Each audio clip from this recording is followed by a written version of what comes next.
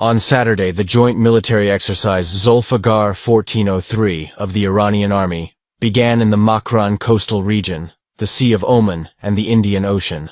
This exercise, which has continued until today, featured a surprise from the Iranian Air Force on the third day, the first operational appearance of the Yak-130 combat training aircraft. In its first operational presence during the Zulfiqar exercise, the Yak-130 successfully intercepted and destroyed a Qarar drone, which had been designated as a hostile target, using an R-73E infrared air-to-air missile. In this video, we aim to explore the Yak-130 fighter and its applications, while also taking a brief look at the current and future state of the Iranian Army Air Force fleet, so stay with us until the end. In September of last year, the Yakovlev Yak-130 combat training aircraft was unveiled in Iran for the first time. Although its entry into the country was relatively quiet, the release of the first images of the aircraft caused a significant stir. More than a year has passed since the confirmation of the Yak-130's arrival in Iran, but complete details regarding the contract between Iran and Russia for the purchase and delivery of these combat training jets have not yet been disclosed. Consequently, it is not possible to make a definitive statement about the number of aircraft purchased and delivered to Iran or the weapons acquired for the new fleet. Nevertheless, both official and unofficial images of this aircraft suggest that at least 6 Yak-130 combat training jets have been added to the Iranian Army Air Force fleet and stationed at the 8th Tactical Airbase, Shahid Babai, in Isfahan. The first appearance of the Yak-130 in the Zulfiqar exercise and its successful interception of the Qarar drone indicate that after pilot training, the Iranian Air Force has now acquired the capability to fly and conduct various missions, including aerial engagements, using the Yak-130. This development suggests that not only have training flights for Yak-130 pilots been completed, but Iranian Air Force pilots are now prepared to carry out diverse missions with this light fighter. More significantly, it demonstrates that with the completion of Air Force pilot training, the necessary preparations for the introduction of Sukhoi Su-35 flanker fighters into the Iranian Air Force are nearing completion.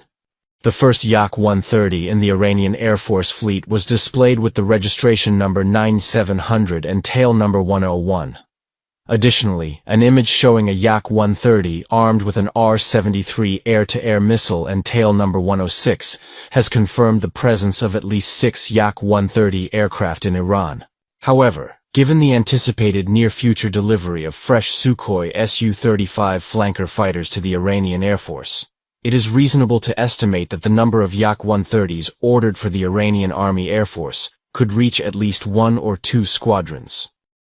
Primarily used as a subsonic training fighter, the Yak-130 is employed in Russia to train pilots for 4th and 5th generation fighter jets. This means that the Yak-130 can simulate flight characteristics of aircraft such as the Sukhoi Su-27, Su-30, and Su-35 flanker, as well as the Su-57 Felon, preparing Russian pilots to fly these advanced fighters.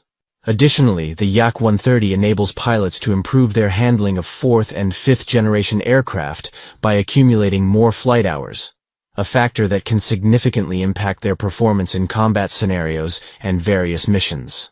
In Iran, this aircraft is set to serve a similar role, training Iranian Air Force pilots for operating Sukhoi Su-35 flanker fighter jets.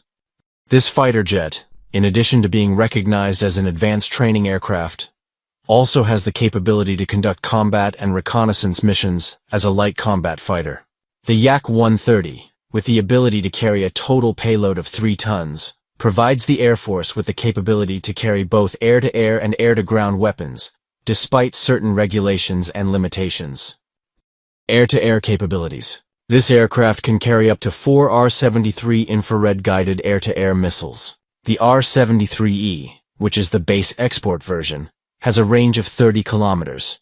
With a heat-seeking sensor that has a 45-degree off-bore sight capability and an 8 kilograms warhead, enabling it to engage aerial targets. The upgraded export version, the R-73M2, has an extended range of 40 kilometers and an improved seeker with a 75-degree field of view. With the unveiling of the modernized Yak-130M at the Army 2024 exhibition, it was stated that the aircraft with upgraded weapon control and radar systems, had gained the ability to carry active and semi-active radar-guided missiles, such as the R-77 and R-27. However, no Yak-130 has yet been seen equipped with this combination of weaponry. Air-to-ground capabilities. The variety of air-to-ground weapons the Yak-130 can carry is somewhat greater. In this role, the aircraft can be used with various armament configurations against ground targets, including infantry concentrations, armored vehicles, light vehicles, fortifications, and bunkers. The Yak-130 can be armed with 80mm, 122mm, and 340mm rockets, S-8, S-13, and S-25 respectively, as well as free-fall unguided bombs weighing 100 kilograms, 200 kilograms, and 500 kilograms from the FAB family. It can also carry 500 kilograms guided bombs such as the laser and optically guided Kabi 500. The modernized version of the Yak-130 was also stated to have the capability of carrying Kh-29 and Kh-25 air-to-surface missiles, but these weapons have not been widely seen integrated with the aircraft. Integration with Iranian weaponry. Now that the Yak-130 fleet has entered Iran's air force, one of the most significant questions surrounding this aircraft is whether some of Iran's domestically produced air-launched weapons can be integrated with these newly acquired fighters. The limited variety and availability of Russian air-launched weapons, which was evident during the Ukraine war, have led to speculation that some Iranian air-to-ground munitions might be adapted for use with the Yak-130.